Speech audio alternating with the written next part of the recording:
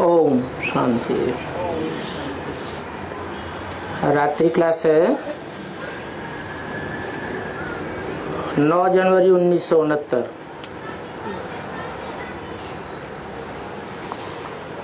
बच्चों को पहले समझानी देनी है बाप की। वेद के 2 बाप हैं, एक है आत्माओं का बाप और दूसरा वेद का बाप है मनुष्य का बाप।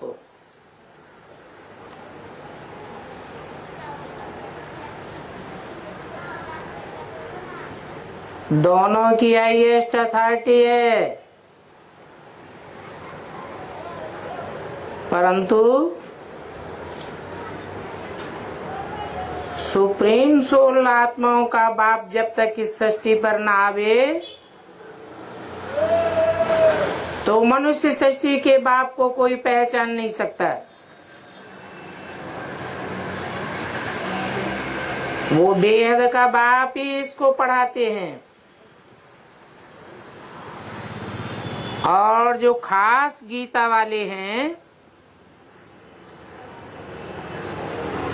उनको पकड़ना भी अच्छा लगता है,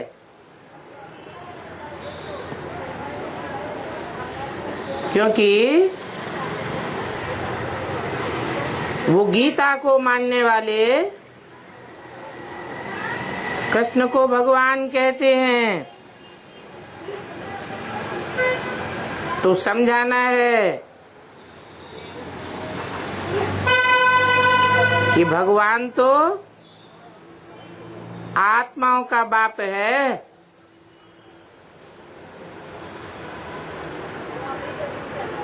आत्माएं सब जन्म मरण के चक्र में आने वाली हैं। वो आत्माओं का बाप तुरीय है, वो चक्र में नहीं आता है।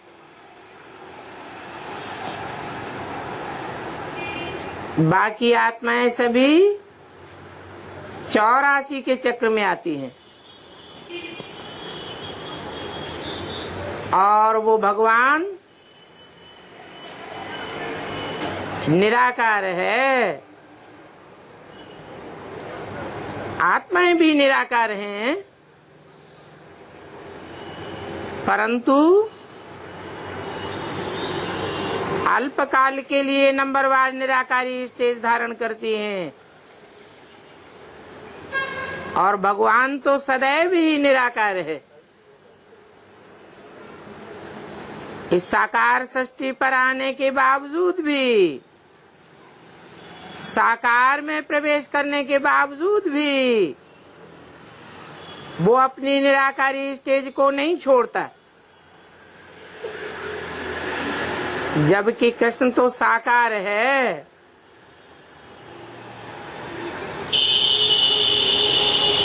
जो साकार कृष्ण है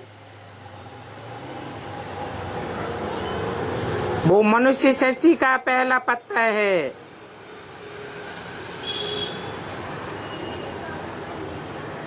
ऐसे तो वृक्ष के सभी पत्ते शोभनीक होते हैं, परंतु पहला पत्ता बहुत शोभनीक है।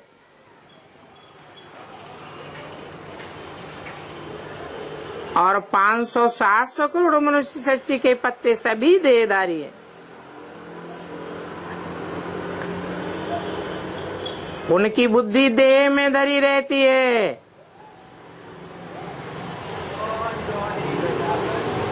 देह से परे नहीं जाने पाती जब तक कि परमात्मा बाप ना आवे।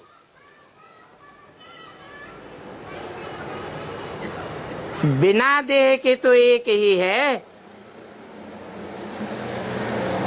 वो सदैव विदेही है। तो जो निराकार है वो ही भगवान है। निराकारी ही निर्विकारी निरहंकारी हो सकता है।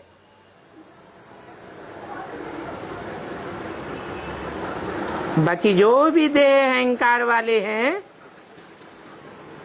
देह वाले हैं, वो सब अहंकारी हैं, क्योंकि देह में बुद्धि धरी हुई है।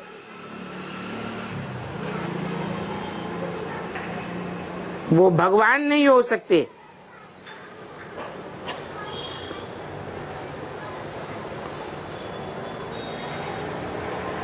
वो निराकार बाप अन्य सभी धर्म पिताओं के मुकाबले ऊंचते ऊंचे है और ऊंचते ऊंचे धर्म की स्थापना करने वाला है, तो जरूर ऊंचते ऊंच में आवेगा। ये तो गपोड़ा मार दिया है कि सर्वव्यापी है, कण कण में है, जर्रे जर्रे में है।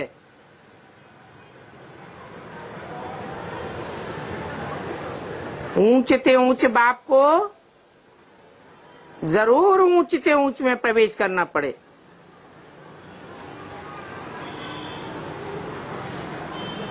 ऊंचते ऊंच कौन है?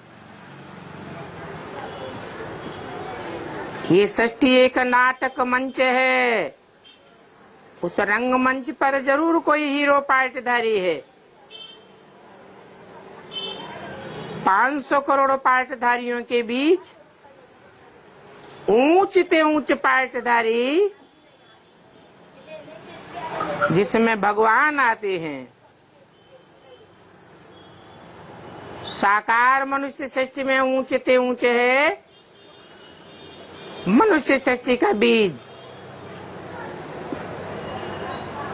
मनुष्य सृष्टि का बाप। बाप को ही बीज कहा जाता है।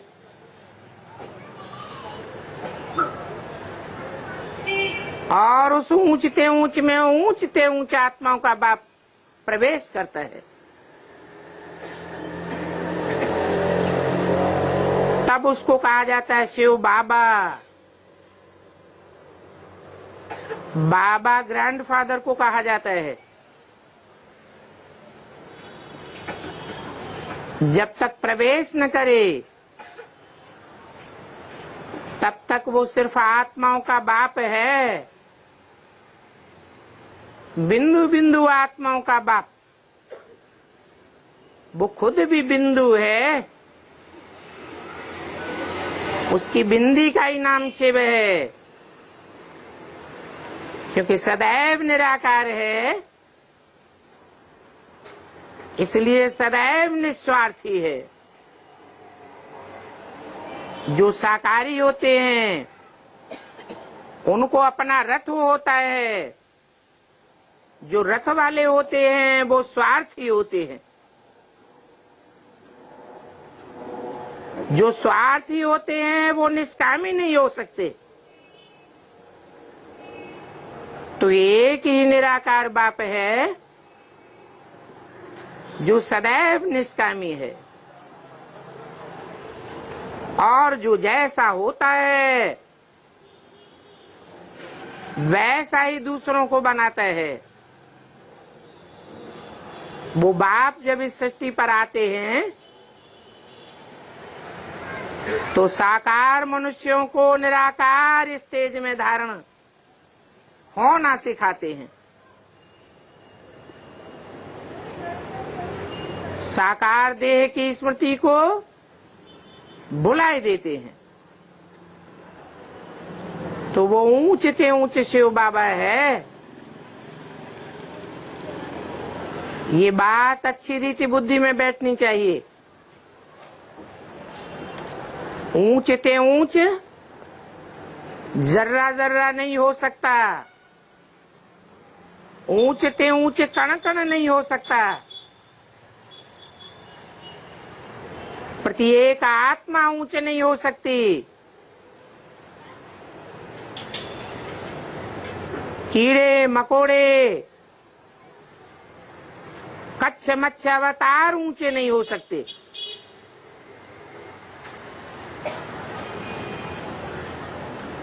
कच्छमच्छ जानवरों के अवतार दिखाई दिए। सोचना तो चाहिए, भगवान आकर के जानवरों को ज्ञान सुनावेगा, जानवर ज्ञान सुनेंगे? ज्ञान सुनना सुनाना तो मनोबुद्धि की बात है। मन बुद्धि मनुष्य में ही होती है। तो जैसा गीता में कहा गया है कि मैं नर को नारायण बनाने के लिए आता हूं। हे नर अर्जुन, तू ऐसी करनी कर जिससे नारायण बने, और हे द्रौपदी नारी, तू ऐसी करनी करे जिससे नारायणी बने।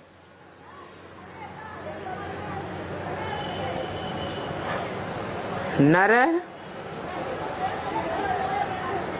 और नारायण,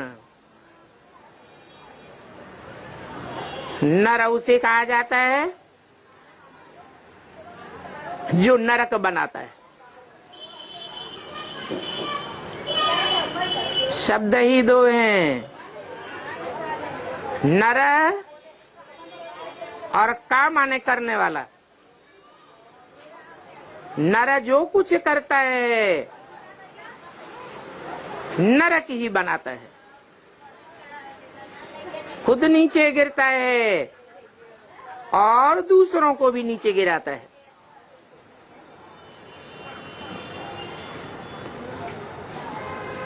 कारण है मन। जिस मन के कारण मनुष्य कहा जाता है। मनुष्य का मन चंचल है, एक ठिकाने टिकता नहीं है। देवताओं का मन चंचल नहीं होता है, इसलिए उन्हें दिव्य बुद्धि वाला कहा जाता है।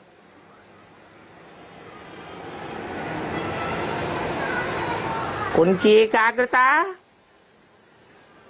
बिंदु रूप आत्मा में रहती है।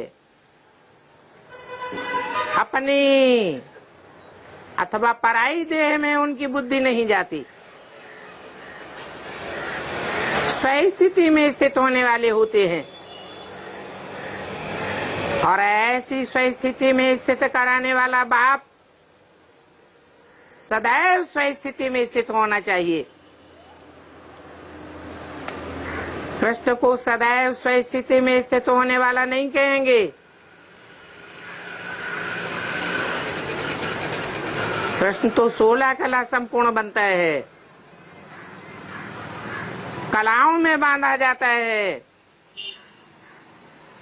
भगवान को तो कलातीत कहा जाता है।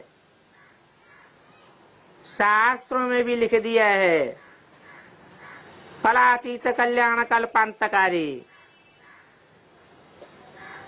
वो कलाओं से परे है, इसलिए कल्प का अंत करने वाला है। बाकी कोई मनुष्य मात्र में इतनी शक्ति नहीं है जो इस पुराने परंपराओं वाले कल्प का अंत कर सके। कोई भी धर्म पिता में इतनी ताकत नहीं है जो पुराने धर्मों को खलास कर सके, कुरीतियों को समाप्त कर सके। जो भी धर्म पिताएं आए वो अपनी अपनी धारणाएं अर्थात अपना धर्म स्थापन करके चले गए। पुराने धर्मों का, उन धर्मों की कुरीतियों का, परंपराओं का विनाश कोई नहीं कर सका। ये कार्य एक भगवान बाप का काम है जो सदैव स्वस्थिति में स्थित रहने वाला है।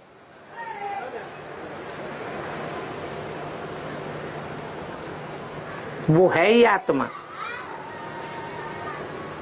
उसकी अपनी देह नहीं होती है, इसलिए वो जन्म मरण के चक्र में नहीं आता है।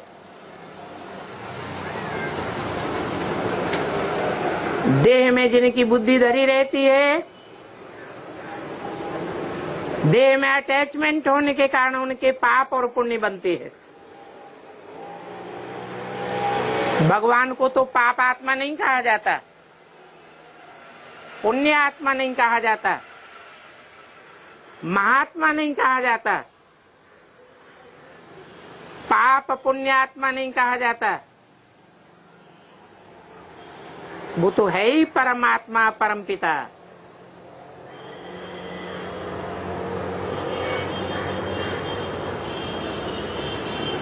परम पिता इसलिए कहते हैं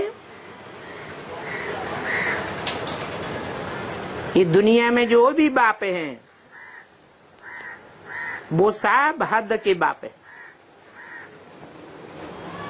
बल क्राइस्ट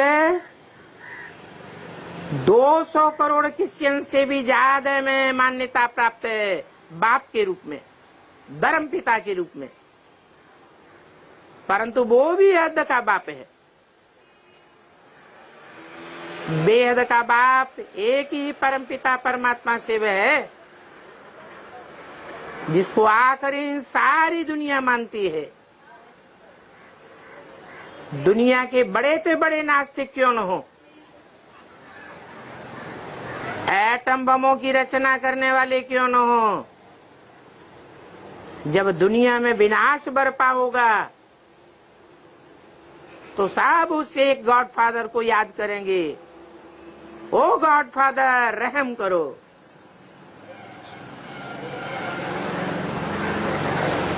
भीख मांगेंगे। वो सबका बाप है, इसलिए सबको आकर के वर्षा देता है। बेहद का बाप जरूर बेहद का वर्षा देता होगा। क्या है बेहद का वर्षा? मुक्ति और जीवन मुक्ति। तो वो है बेहद का बाप और ये है हद का बाप।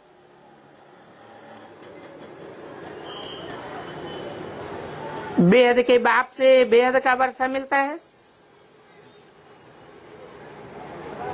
गायन भी है,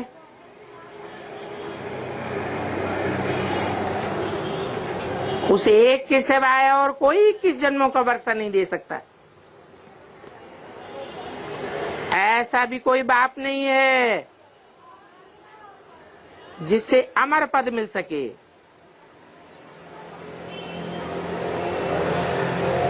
अमर लोक में सब अमर देवताएं होते हैं।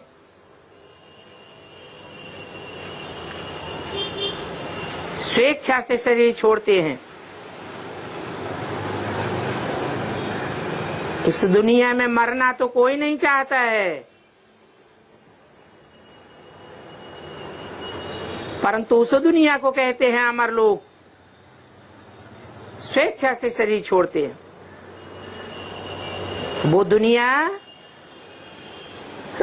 सदैव स्वस्थिति अर्थात निराकार स्थिति में स्थित रहने वाले की रचना है। वो सत्य रचना है।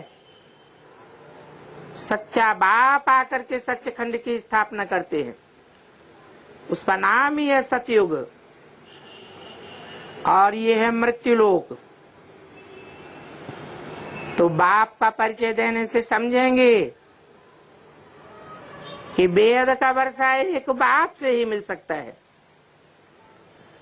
और एक जन्म का वर्षा नहीं है, जन्म जन्मांतर का सुख का वर्षा है। वो आकर जो वर्षा देते हैं उसे दैवी स्वराज्य कहा जाता है। वो दैवी स्वराज्य बाप ही देते हैं और वो बाप ही पतित पावन गाया हुआ है। वो कहते हैं कि अपन को आत्मा समझ मुझ बाप को याद करो, अपन को देह समझना भूल जाओ। अगर देह समझेंगे, आत्म की स्थिति में नहीं टिकेंगे, तो मुझ बाप को भी याद नहीं कर सकेंगे। फिर पाप कटेंगे नहीं। देह को याद करने से, चाहे अपनी देह हो चाहे पराई देह हो, और ही पाप बढ़ते जाएंगे।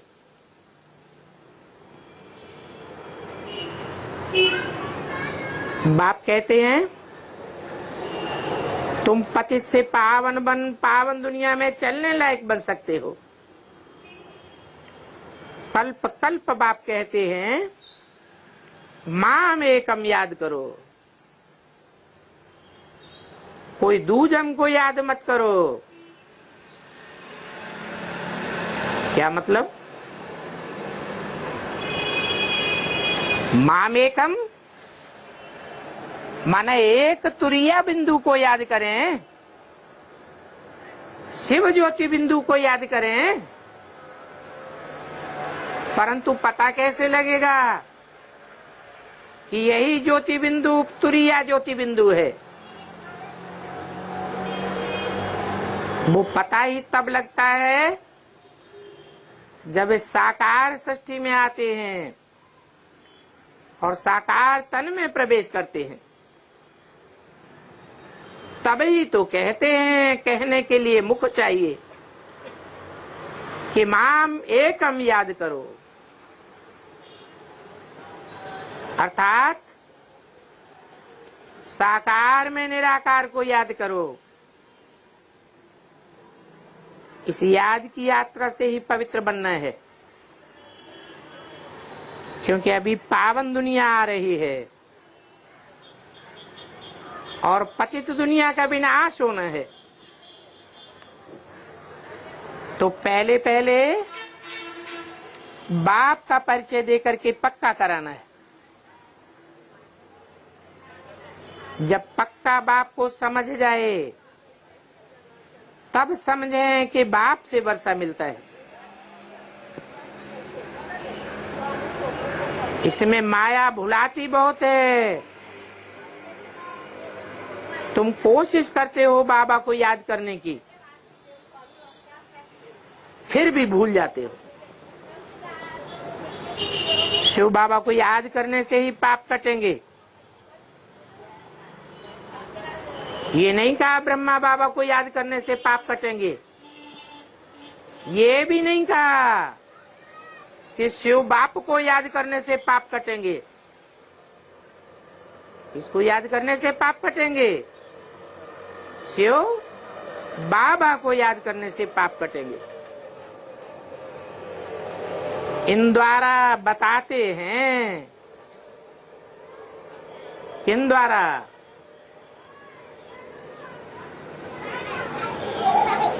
बाप प्रवृत्ति मार्ग की स्थापना करने वाला है,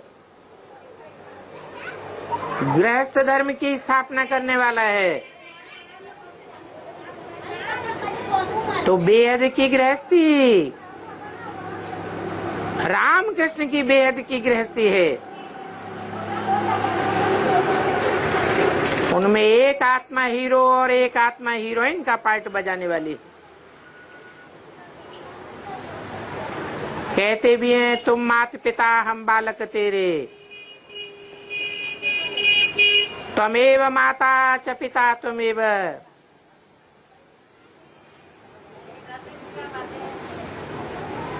कोई बिंदी बाप को इंट्रोड्यूस नहीं किया जाता, क्योंकि माता पिता तो मेल फीमेल को कहा जाता है।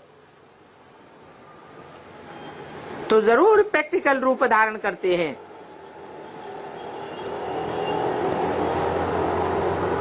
फिर भी बच्चे धंधे धोरी में मुझे भूल जाते हैं, तो ये भूलना नहीं चाहिए। यह भूल बनना ही मेहनत की बात है,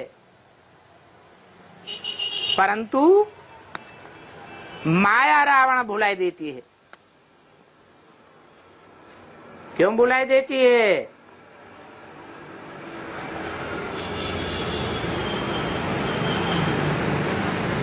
क्योंकि रावण के अनेक सिर हैं, अनेक सिरों से अनेक मतें देता है, भ्रमित कर देता है। बाप को याद करने से पाप कटेंगे, इसका भी समय है कि कितने समय में बाप को याद करते करते तुमको कर्मातीत अवस्था में पहुंचना है। कर्मातीत अवस्था वाले को कहा जाता है फरिश्ता। फर्श की दुनिया में उनके बुद्ध रूपी पांव नहीं पड़ते, उनका कोई देहधारी से अटैचमेंट नहीं होता। तो ये पक्का याद करो कि बाप का परिचय देना कैसे और किसको समझावे।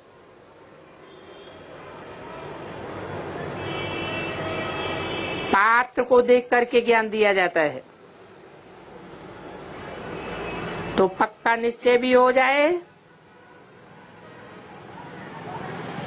कि आत्मा आत्मा भाइयों को बाप समझाते हैं। बाप का पैगाम सबको देना है।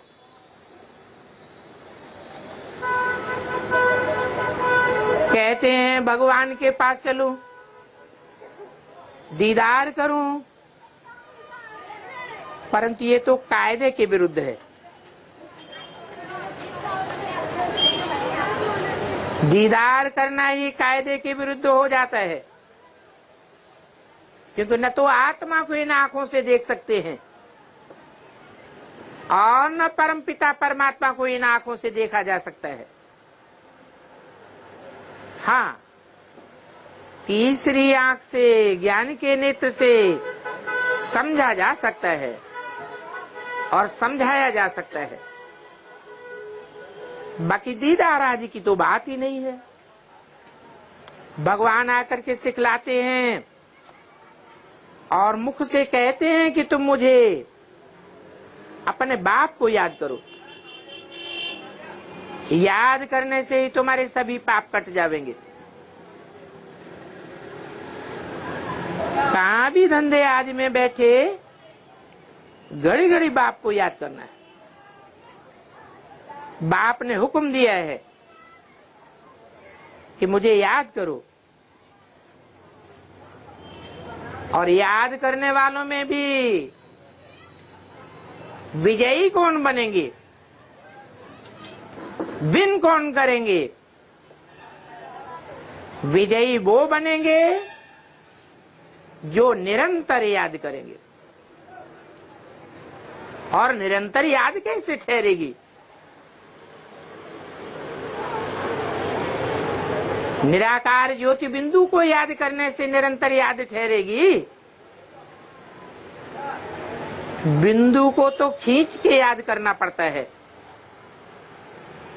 परंतु जब ये पता लग जाए, पक्का निश्चय हो जाए कि वो ज्योति बिंदु कौन से मुकर्रर रथ में आया हुआ है और किस मुकर्रर रथ के द्वारा हमें मुक्ति, जीवन मुक्ति का वर्षा देता है, उस संसार चक्र से छुड़ाता है, तो ऐसे साकार में निराकार बाप को पहचानने से याद भी निरंतर टिकेगी। क्योंकि जिस चीज को प्रैक्टिकली आंखों से देखा जाता है, कानों से सुना जाता है, हाथों से स्पर्श किया जाता है, या कोई भी इंद्रियों से अनुभव किया जाता है, वो चीज याद जरूर आती है। ऐसे ही याद नहीं आती है। फिर बाप कहते हैं बनी बनाई बन रही, अब कछु बने नहीं ना है। अर्थात 63 जन्मों का जिनका हिसाब किताब होगा, जिन्होंने ज्यादा संग किया होगा, उनको ऑटोमेटिक याद आवेगी। उदाहरण के तौर पर ब्राह्मणों की दुनिया में जगदम्बा का विशेष साथ रहता है प्रैक्टिकल जीवन में।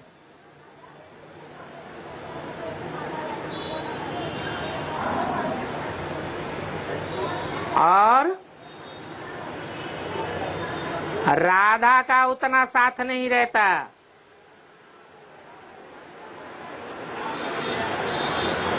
फिर प्राप्ति में क्या अंतर पड़ता है? कौन विन करता है? कौन नारी से लक्ष्मी बनता है?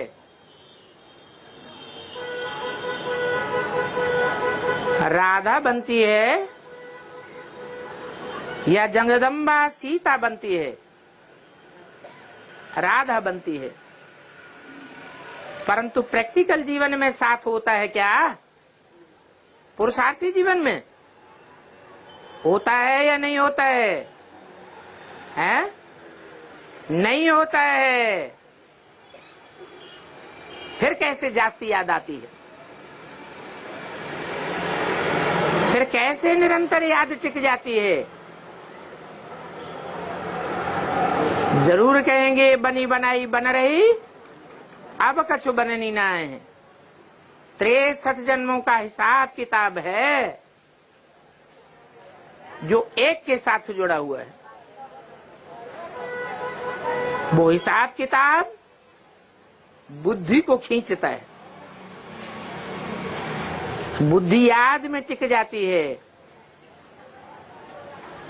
निश्चय पक्का बैठ जाता है। तो ऐसे नहीं कि आंखों से दीदार हो तब ही हमारी आत्मा का कल्याण होगा। दीदार करना माने इन्हें दीदा, इन आंखों को दीदा कहा जाता है।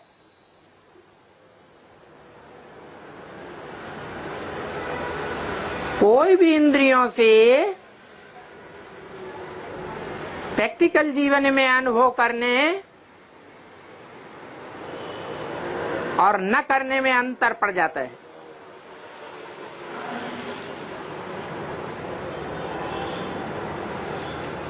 पूर्व जन्मों का भी हिसाब किताब है, क्योंकि बाप ने बोला हुआ है इस सृष्टि पर सदा कायम कोई चीज है नहीं, सदा कायम एक ही शिव बाबा है। तो जब एक ही शिव बाबा 84 जन्म में लगातार कायम है तो उसका संग करने वाले भी नंबरवार पुरुषार्थ अनुसार ही होंगे ना। तो वो संग का रंग भी खींचता है। तो ये बात झूठी हो जाती है कि दीदार करेंगे तभी हमारा कल्याण होगा,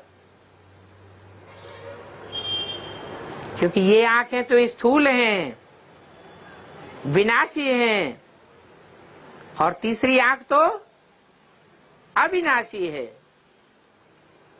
अविनाशी आंख से भी देखा जाता है, परंतु उसके लिए ज्ञान चाहिए। तो ये दीदार आदि करना कायदे के विरुद्ध है।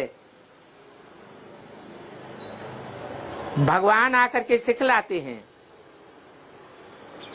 और मुख से कहते हैं मनुष्य निराकार बाप को याद करो, घड़ी घड़ी याद करो, निरंतर याद करो। याद नहीं करेंगे तो मार्क्स कम हो जाएंगे। क्यों? क्योंकि ये पढ़ाई सिवाय बाप के और कोई पढ़ा ही नहीं सकता। याद से ही पाप कटेंगे, नहीं तो देवता नहीं बन सकेंगे। जो अच्छी रीति सुनते हैं उनके सामने जाने से उनके नैन चैन से मालूम पड़ जाता है कि इनकी बुद्धि में बैठता है। तो चक्र को याद करना है, बाप को याद करना है, चक्रवर्ती राजा बनना है। बच्चों को समझाया हुआ है कि तुम 84 का चक्र कैसे फिरते हो। अपने आप से ही माथा मारना होता है, अर्थात अपने अंदर अंदर ही मनन चिंतन मंथन करना चाहिए। अपनी आत्मा का दीदार पहले करना चाहिए कि मेरी आत्मा कैसे कैसे, कहां कहां, किन किन साथियों के साथ 84 जन्म लेती है। अभी तुम बाप के बने पड़े हो, जरूर निश्चय है, तब तो यहां रहे पड़े हो। फिर भी तुमको माया कहां न कहां पकड़ करके गिरा देती है। तो कर्मातीत अवस्था में पहुंचने के लिए मेहनत करनी है, और वो तीव्र मेहनत अंत में होगी, और वो अंत की बात कोई की भी समझ में आ सकती है। इसलिए अभी से पुरुषार्थ में लगे रहना चाहिए। लंबे समय का पुरुषार्थ अंत में भी काम आवेगा। नित नया तुम्हारा पुरुषार्थ चलता रहे। तुमको ये निश्चय करना है, बेहद के बाबा से हमको याद की यात्रा से बेहद का वर्षा लेना है। इसी में माया विघन डालती है। कोई कोई को तो सारा दिन भुला देती है। ऐसा तो नहीं होना चाहिए। याद करने में कभी भी थकावट नहीं होती है। बाप के हम बच्चे हैं, यही हमारा सबक है। इसको भूलने से बहुत घाटा पड़ जाता है। बेहद के बाप से बार बार हमको वर अर्थात वरदान अर्थात वर्षा मिलता है।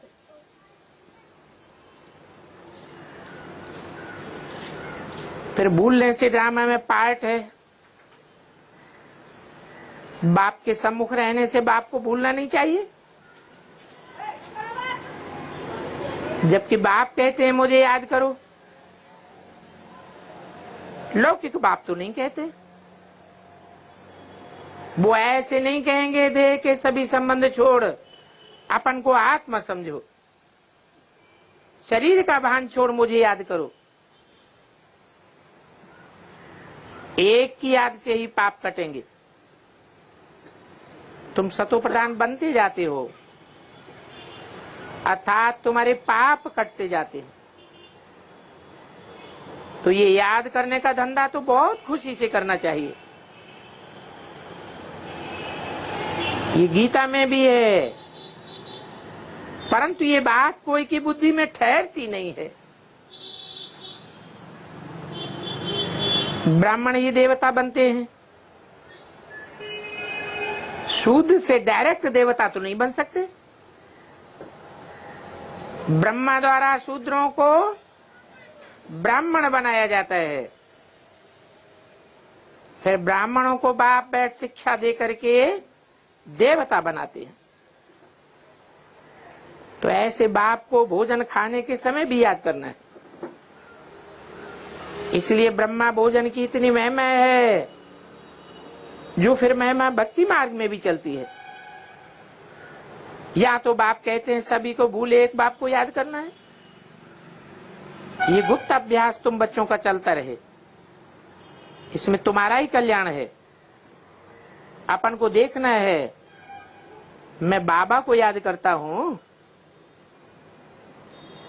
याद में बड़ी खबरदारी रहनी चाहिए इस बात की है। इस बात की खबरदारी रहनी चाहिए। अरे याद में कोई और दूसरा देहधारी इंटरफियर न करने पाए। तुम पुरुष बनते हो।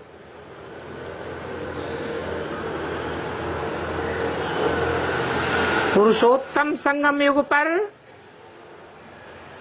तुम पक्के पक्के पुरुष बनते हो। पुरु कहा जाता है शरीर को, पुरी। शमन शेते, आराम करने वाला। इस शरीर रूपी पुरी में तुम आराम करने वाले पक्के पुरुष हो। कौन सा यादगार चित्र है? नारायण, विष्णु,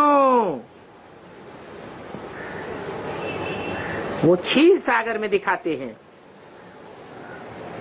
ये तो विषय सागर कलयुग है। तो इस बात को समझने में संशय नहीं आना चाहिए। अगर आता है तो संशय कुछ न कुछ, संशय बुद्धि विनश्यते, काय का विनाश हो जाता है, पद का विनाश हो जाता है। कोई भी संशय पड़े तो बताना चाहिए। मेहनत है अपन को आत्मा समझ। एक बात को याद करना, आधा कल्प रावण के बने, अर्थात 10 सिर वाले के बने। अभी एक राम के बनते हो। इसलिए रामलीला में राम को एक सिर दिखाते हैं और रावण को अनेक सिर दिखाते हैं। तो बाप कहते हैं कितने भी तूफान आए फिर भी बाप को याद जरूर करना है, क्योंकि ये रावण राज्य है, राम राज्य नहीं है। राम का राज्य इस दुनिया में कहीं भी नहीं है, क्योंकि मधुवन में भी माया आती है। चढ़ती कला और उतरती कला तुम्हारी याद के ऊपर है, तुम्हारी सेवा के ऊपर है। बच्चों को बहुत खुशी होनी चाहिए। याद से ही विकर्म विनाश होते हैं। समझाना चाहिए इस समय सभी आत्माएं तमो प्रधान है और सतयुग में सभी आत्माएं सतो प्रधान होंगी। बाप बच्चों को ही कहते हैं जिन्होंने भक्ति में धक्के खाए हैं, परंतु उस भक्ति में भी कितने खुश रहते हैं। मीरा खुशी में कितना डांस करती थी, और यहाँ तो ढेर डांस करते हैं। कहाँ की बात बताइए?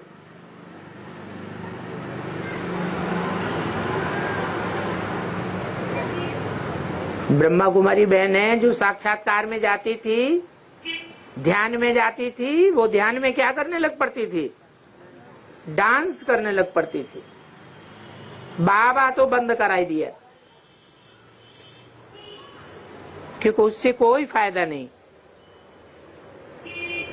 ऐसी आदत को मिटाए देना चाहिए। इनको अव्यक्त घूमना फिरना कहा जाता है। ज्ञान तो है पढ़ाई और याद भी एक्यूरेट चाहिए। बाप को याद करना सहज है, याद करना भी सहज है, समझाना भी सहज है, परंतु अपन को आत्मा समझना ही घड़ी घड़ी भूल जाते। ये भी ड्रामा में नूद है। षष्ठी का चक्र तो बुद्धि में है। हाँ, शास्त्रों में षष्ठी चक्र का ड्यूरेशन लंबा कर दिया है। भक्ति मार्ग में गपोड़े बहुत मारे हैं। धर्म भ्रष्ट, कर्म भ्रष्ट, धन भ्रष्ट हो पड़े। बंदरों माफिक, कूतरों माफिक, बिच्छुओं माफिक बच्चे पैदा करते रहते हैं। फिर पेट चीर करके भी बच्चा निकालते हैं। कितना इजी कर दिया। ये भी कामी पुरुषों की युक्ति है। ये पुरुष क्या क्या करते कराते रहते हैं। अभी तो देखो, हार्ट निकाल करके दूसरा डालते हैं। अरे इसमें रखा ही क्या है। ये तो पुरानी दुनिया ही खलास होनी है। जब कर्मातीत अवस्था हो जाएगी तब ही विनाश शुरू होगा। आगे चल तुम साक्षात्कार भी बहुत करेंगे। साक्षात्कार भी करेंगे और चारों ओर से आवाज सुनेंगे। समझाने की बड़ी युक्ति होती है। कोई तो जैसे खुद भी समझते नहीं है तो औरों को क्या समझावेंगे। जो किसको समझा सकते हैं तो उस दुनिया में उनका रहना फालतू है। यहां बच्चे आते हैं रिफ्रेश होने के लिए। यहां आए, थोड़ा टाइम रहे, ये गए। कोई कोई मकान आदि बनाते हैं।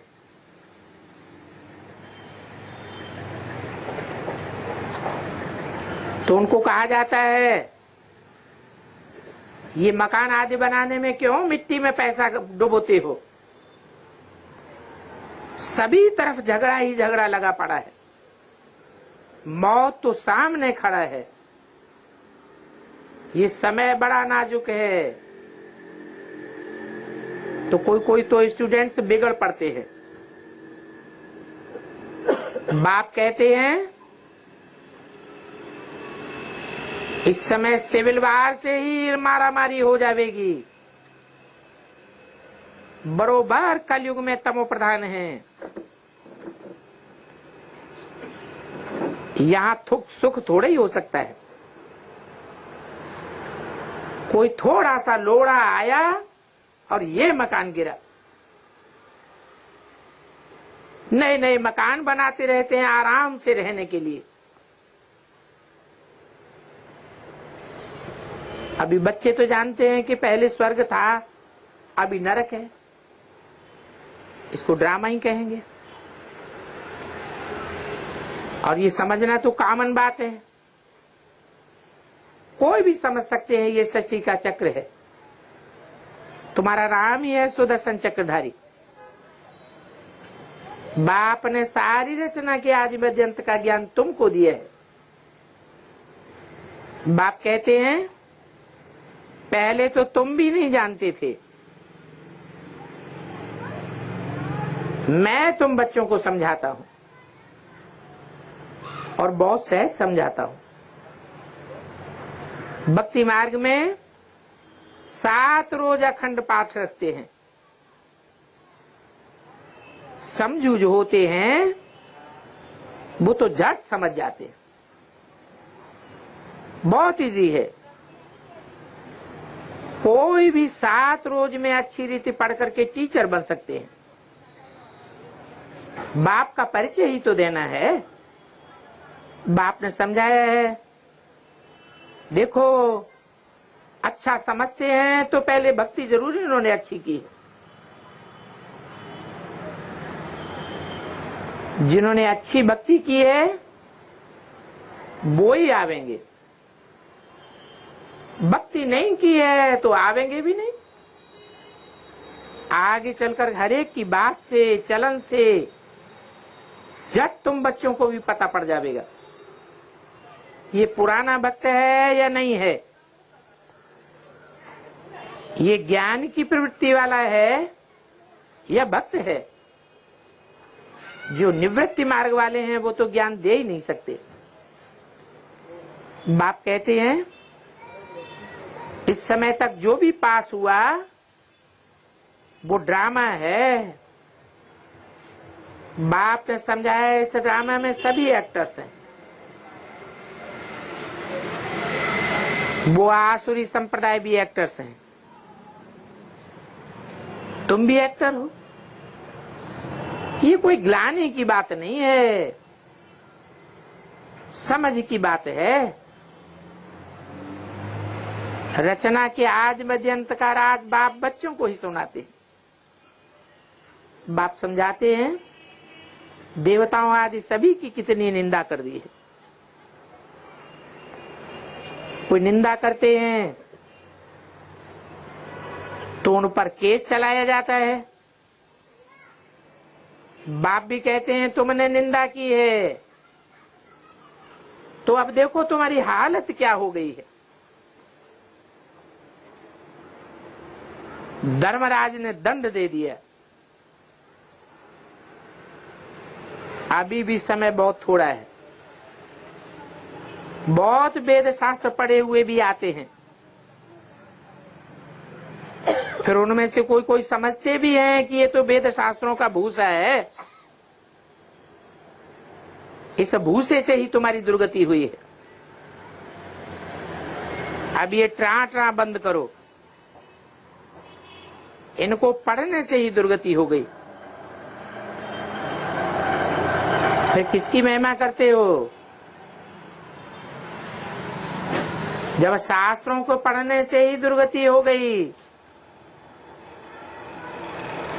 तो महिमावान कौन है वो समझना चाहिए ना।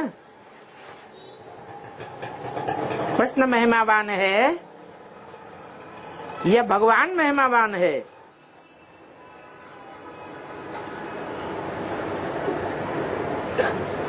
भगवान आकर के नर को प्रिंस कृष्ण बनाते हैं या नर को नारायण बनाते हैं? तो नारायण ऊंचा है या सतयुग में जन्म लेने वाला प्रिंस ऊंचा है? इसलिए शास्त्रों में नारायण की कोई ग्लानि नहीं है,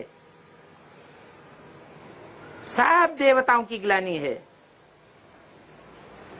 33 करोड़ देवताओं की ग्लानि कर दी है। कृष्ण की भी कितनी ग्लानि कर दी है। अब भगवान की तो कोई ग्लानि कर न सके। भगवान की जो फर्स्ट रचना है उसकी भी ग्लानि कैसे हो सकती? अच्छा, मीठे मीठे सिकील दे बच्चों प्रति रूहानी बाप दादा का याद प्यार। Good night.